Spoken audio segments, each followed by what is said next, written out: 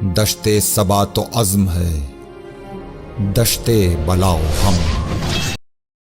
علی اکبر نے دی صدا، سینے میں ہے نیزہ، گھوڑے سے گر رہا ہوں، بابا سنبھالنا، بابا سنبھالنا۔ علی اکبر کو جب جنگ کی اجازت مل گئی تو امام حسین نے اپنے کڑیے جوان علی اکبر کو گھوڑے پر سوار کیا۔ علی اکبر گھوڑے پر سوار ہوئے، میدان جنگ کی طرف روانہ ہوئے۔ علی اکبر کے گھوڑے نے چلنا شروع کیا، ادھر پیچھے پیچھے حسین چلے۔ علی اکبر کے گھوڑے کی رفتار تیز ہوئی، ادھر حسین کے قدموں کی رفتار بھی تیز ہوئی۔ جب علی اکبر نے قدموں کی آہٹ سنی، مڑ کے دیکھا تو بوڑھا باپ پیچھے پیچھے چلا آ رہا ہے۔ علی اکبر کہتے ہیں، بابا ابھی تو آپ نے علی اکبر کو اجازت دی ہے بابا، اب کیوں پیچھے پیچھے آتے ہیں؟ مولا کہتے ہیں، علی اکبر ارے کاش تیرا کوئی جوان بیٹا ہوتا تو میں تجھ سے پوچھتا کہ جب کوئی جوان بیٹا مرنے جا رہا ہو تو باپ کے کلیجے پر کیا گزرتی ہے بیٹا؟ علی اکبر کہتے ہیں، بابا آپ کی یہ حالت دیکھ کر علی اکبر سے نہیں جایا جائے گا، بابا آپ کہیں تو میں نہیں جاتا۔ امام حسین کہتے ہیں، نہیں بیٹا تو جا،